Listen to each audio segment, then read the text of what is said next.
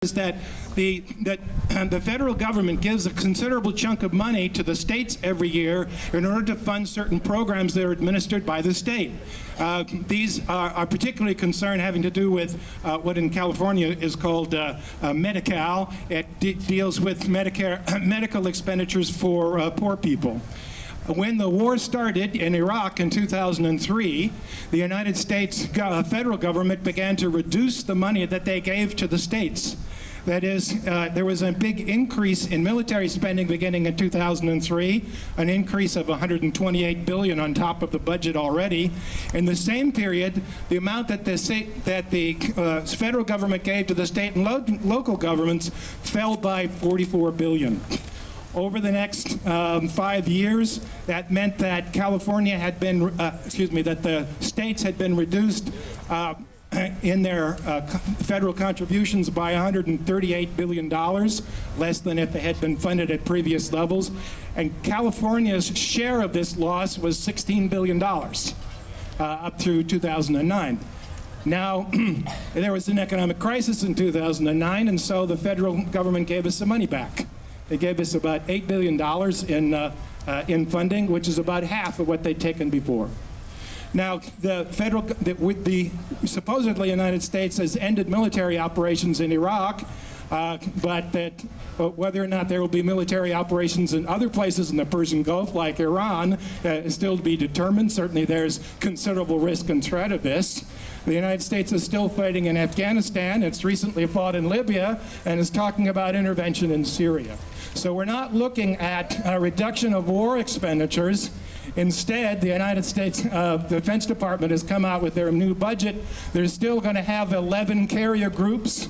They're still going to have expensive fighter planes like the F-35. They're going to spend an enormous number of billions of dollars that is going to go for destruction and competition with other powers. Now, of course, that war and recession are not the only causes of cuts. The priorities of government and politicians is a big factor too. California spends a tremendous amount of money on prisons, an amount of money which has constantly been increasing over the last couple of decades. You also find that the politicians have their own priorities to spend money, even in these times, on huge projects that they like. That is, Governor Brown wants to spend many billions of dollars, not clear how many, on a high-speed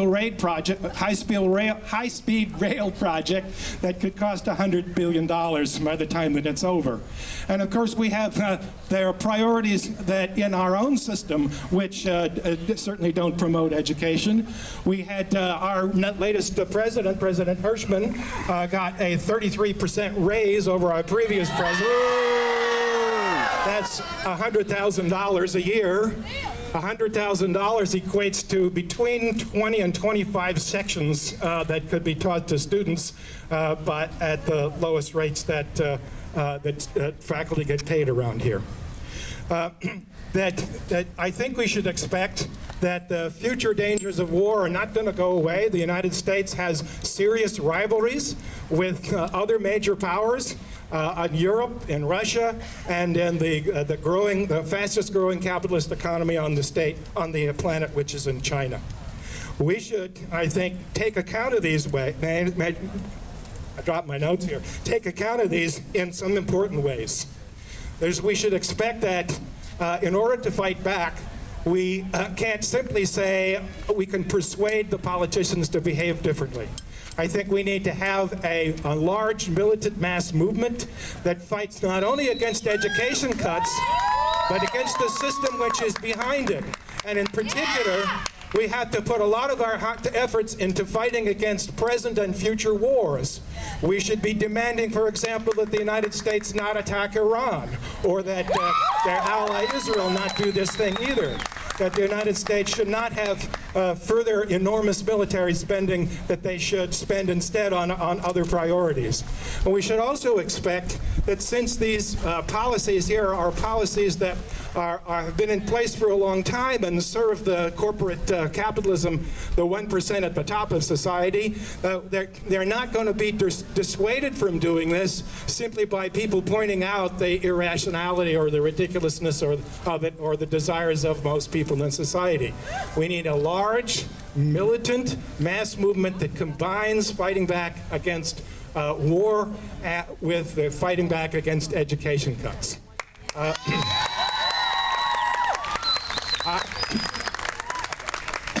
I think, if people who think that they can send a letter to Sacramento or an email or make a phone call, if you want to do that, that's fine. But I think the fact is we need to go much farther than that, and we need to have a much bigger perspective about what it would take in order to change the nature of education in a good way.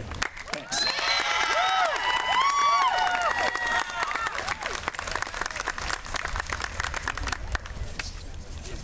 Awesome. Thank you so much. So, Myrna Cruz? Are you here? Okay, awesome. Myrna Cruz is from ACHA.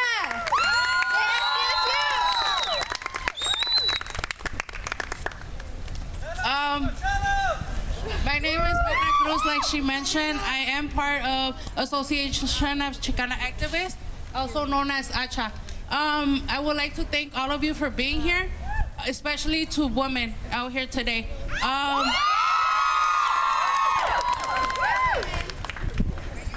I would like to thank you for being here because I am so glad this is happening. These are the things that should be happening because our voices are not being heard. And they believe that we do not care, and we're continuing to sit in our classes because they feel like it's right for these things to be happening. And one question that I have is, why are we continuing to sit in our classrooms when we know that these tuition increases are happening, and will continue to do so for the past semesters, next semester, this semester, and the semesters to come? Budget cuts are happening. The money we pay does not equal what we are receiving back. Resources are being cut, such as ethnic studies, the Cost Cultural Center, which benefits us a lot and provide us with resources. Professors are being let go of. Classes are increasing with students, and so on. This is not right because education should be free. It should be free for our...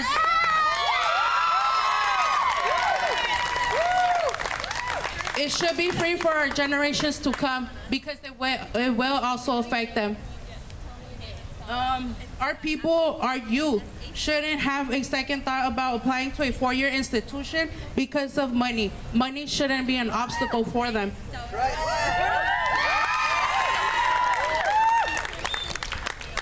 And these kinds of events shouldn't just be happening today. It should be happening every single day until we see change. Because like it was said before, this is our university, and we have the power to make the change that we need.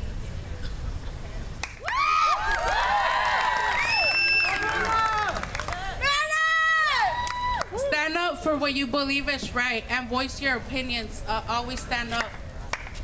And right now, I will share a poem with all of you. Budget cuts, 2 words. 2 words that emphasize money. 2 words that paint a picture in our minds of money dropping. 2 words that for many have a negative connotation.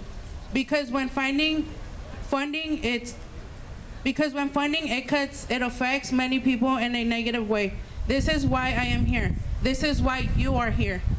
Budget cuts. Reality is that not all people see these 2 words in a negative way. There is the capitalist, the racist, the sexist, the homophobic, and the other people in power. It is these people that use the phrase budget cuts as an excuse to implement their capitalist and sexist and racist policies.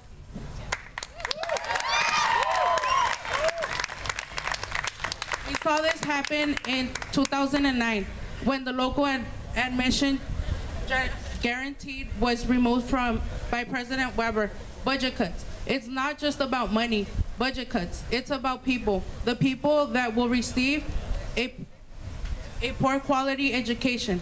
Budget cuts. The people that can't afford to pay their tuition, to buy their books, to pay for their supplies.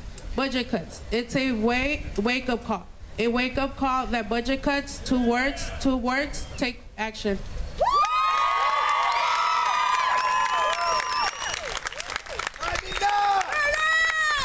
Yeah. Whose university? Our university. Whose university? Our university. Yeah. All right, our next speaker is Avery Ware from the Occupy San Diego Labor Solidarity Committee. Yeah! Thank you. Thanks so much for the opportunity to speak here. Does anybody remember the Occupy movement? Yeah! We're still here.